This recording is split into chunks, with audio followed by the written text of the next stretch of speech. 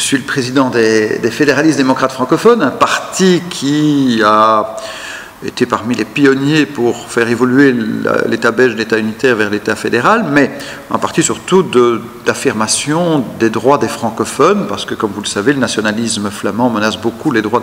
des francophones, mais aussi qui a un projet sociétal, socio-économique. C'est un parti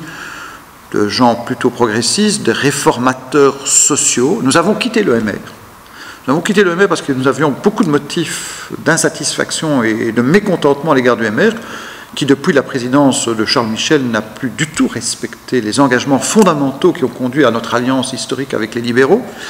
Et nous avions des divergences de plus en plus nombreuses avec les libéraux, pas uniquement sur le plan de la réforme de l'État, de l'avenir institutionnel de la Belgique. On considère qu'ils ont beaucoup trop cédé aux exigences des nationalistes flamands, CDNV en tête, mais aussi parce que nous avions des divergences sur la manière, par exemple, de concevoir le rapport avec les populations d'origine étrangère à Bruxelles. De tout temps, les fédéralistes démocrates francophones, les FDF, ont été toujours beaucoup plus ouverts que les libéraux. Je rappelle quand même que c'est grâce au FDF qu'il y a eu un premier élu, déjà en 76, d'origine étrangère, dans un conseil communal, c'était à la ville de Bruxelles. Venez me voir, on verra comment nous organisons ça, mais vous n'aurez certainement pas une porte fermée chez moi, il y aura un dialogue et une capacité de s'organiser. Alors, sur certains points, Didier Reynders rejoignait, il disait clairement qu'il ne considérait pas que les élections avaient été régulières, et qu'il reconnaissait qu'il y avait des irrégularités qui entachaient la validité des résultats proclamés, qu'il ne pouvait pas dire si ça modifiait l'ordre de classement des résultats. Alors c'est là que j'ai déjà marqué ma différence. Je suis le porte-parole du respect de la démocratie au Congo comme dans d'autres pays. À chaque fois que dans un pays, et on le voit dans d'autres pays, les élections et le suffrage universel ne sont pas correctement respectés et que cela conduit tout simplement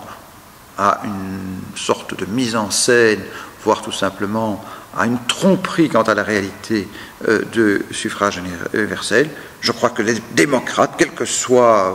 le pays où ils sont, doivent se mobiliser pour faire respecter la démocratie. J'espère qu'ils entendront que du côté des fédéralistes démocrates francophones, les FDF, il y a une volonté d'écouter l'appel à la démocratie du peuple congolais. Je leur dis, n'allez pas vous réfugier dans les bras d'un parti nationaliste flamand tel que l'ANVA, qui n'est pas un parti très respectueux de la démocratie. Et si on suit un peu ce qui se passe en Belgique, quand on voit la manière dont ce parti, comme d'autres partis flamands, porte durement atteinte aux droits démocratiques des populations francophones et étrangères, parce que ce n'est pas un problème uniquement par rapport aux francophones, et étrangères établies en périphérie de Bruxelles ou en Flandre, je dis à nos amis congolais, surtout ne vous laissez pas guider par un parti qui n'est pas le plus exemplaire sur le plan démocratique. Faites plutôt confiance à ceux qui, comme les FDF,